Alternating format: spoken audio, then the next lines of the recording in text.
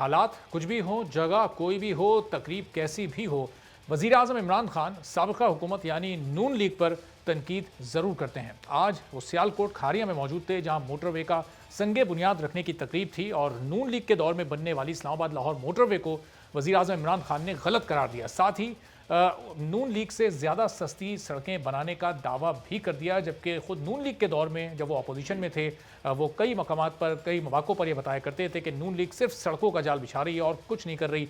आज उन्होंने क्या कहा, ज़रा सुनिए। ये जो मोटरवे को 100 किलोमीटर एक्स्ट्रा क्यों बनाया गया, तो मुझे कभी इसकी समझ नहीं आई।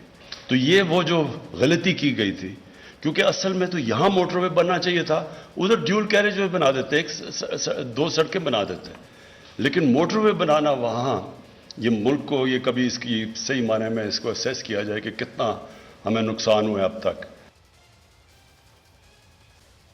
वज़ीर आज़म इमरान खान माजी में सड़कें और मोटरवे बनाने पर कहा करते थे कि कौमी सड़कें और पुल बनाने से नहीं बल्कि इंसानों पर पैसा लगाने से बनती हैं, लेकिन वज़ीर आज़म को शायद आज अपनी कही हुई बात याद नहीं। क्या कहा उन्होंने माजी में, ज़रा ये भी सुनिए।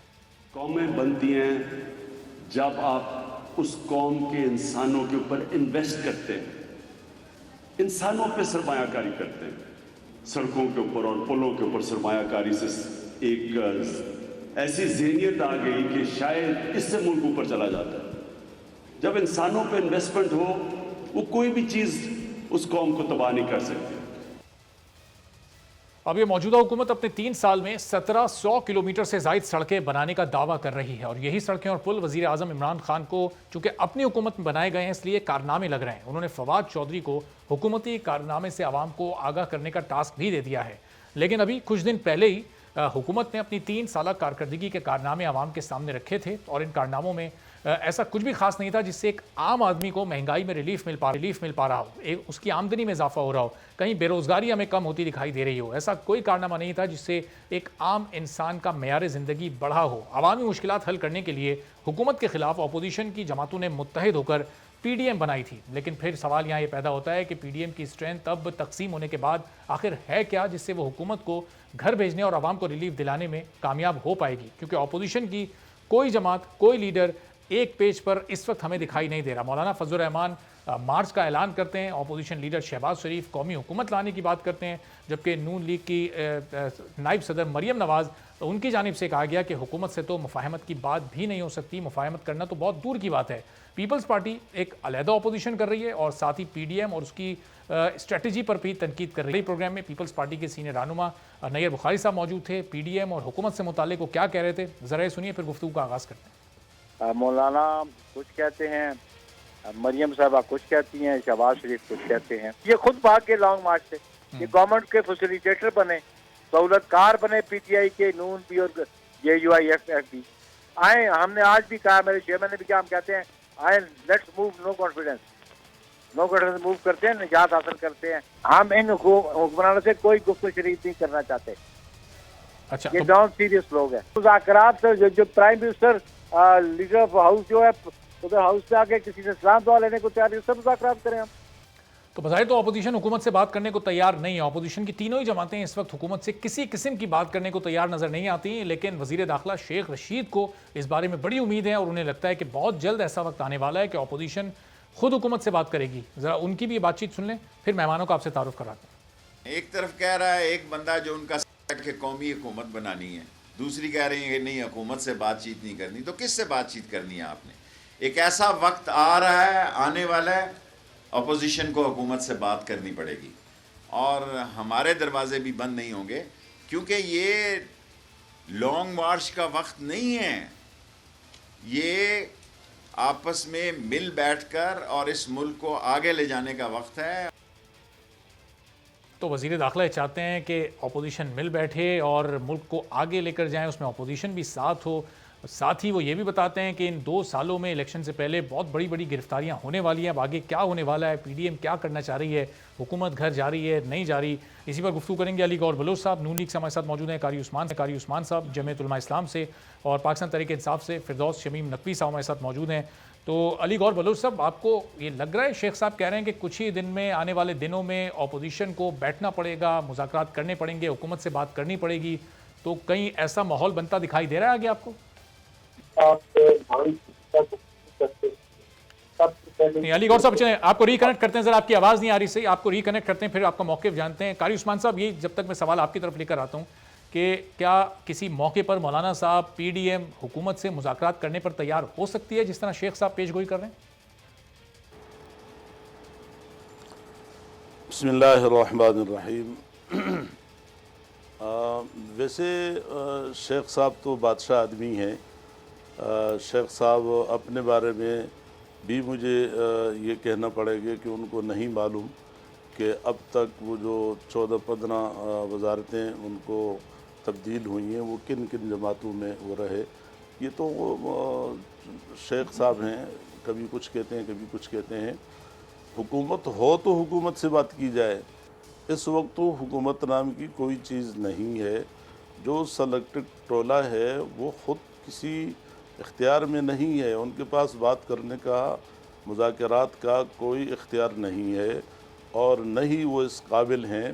لہٰذا ہم چونکہ روز اول سے میدان میں ہیں اور اس حکومت کے خاتمے کے لیے جدوجہد ہماری جاری ہے اور اس سلسلے کو انشاءاللہ مزید ہم آگے بڑھائیں گے، اور حکومت سے بات کرنے کا تو وہ خود اگر چاہتے ہیں، وہ کہتے ہیں کہ ہم سے بات کریں، تو یہ ان کی خواہش اپنی جگہ پر، لیکن میں نہیں سمجھتا ہوں کہ ایسے نااہل اور ایسی بے اختیار حکومت کہ جو اپنے بارے میں کچھ طے نہیں کر سکتا ہے، کہ وزیر اعظم خود اپنی ذات کے بارے میں آزاد نہیں ہے، تو اس سے کیا بات ہوگی؟ اور وہ ان کے جو انداز ہے، ان کا جو پروگرام ہے، ابھی جو آپ تعارف سے پہلے آپ فرما رہے تھے، خود ہی اس میں سارا کچھ آ جاتا ہے کہ وہ آئے ہیں تو گرفتار کرنے لوگوں کو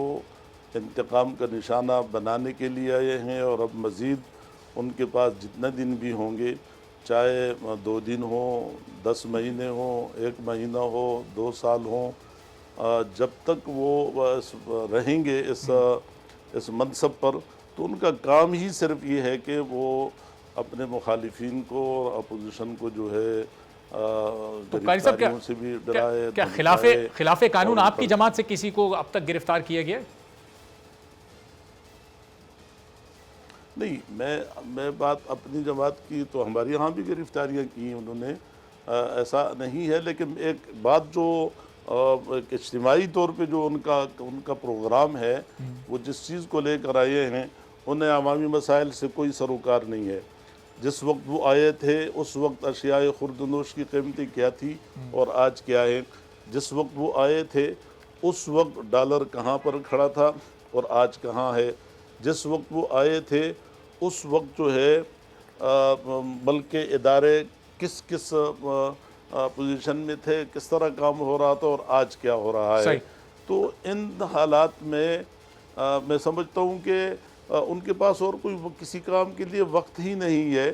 وہ ان رات کو سوتے میں بھی انہیں یہی نظر آتا ہے کہ اپوزیشن کو کس طرح کمزور کرنا ہے، کس طرح گرفتاریاں کرنی ہیں، کس طرح ان کے خلاف کیسز بنانا ہے۔ ان کی جوتے سوتے اٹھتے بیٹھتے ایک ہی کام ہے۔ ٹھیک ہے، چلیں انہوں نے کوئی چیز جمعیت علماء اسلام بھی کسی بھی موقع پر حکومت سے کسی مذاکرات کے لیے تیار نہیں ہے۔ علی گور بلوچ صاحب، اب آپ اپنی جماعت کا موقف ذرا بیان کر دیے گا، کیونکہ کبھی شہباز شریف صاحب سے متعلق کہا جاتا ہے کہ وہ مفاہمت کی سیاست چاہتے ہیں، وہ بیٹھ کر بات بھی کرنا چاہتے ہیں، قومی حکومت بنانے کی بھی وہ بات کرتے ہیں۔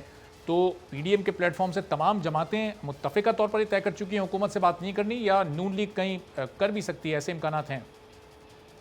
بسم اللہ الرحمن الرحیم۔ دیکھیں، بنیادی طور پر تو یہ بات ہے، پہلے آپ نے شیخ رشید صاحب کا حوالہ دیا۔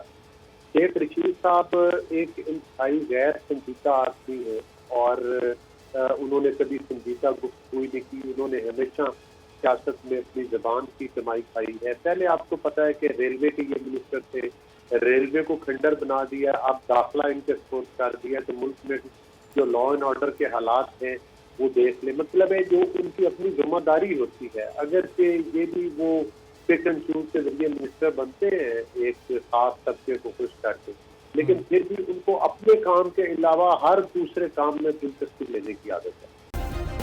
سبسکرائب کریں اور بیل دبائیں تاکہ کوئی خبر رہ نہ جائے۔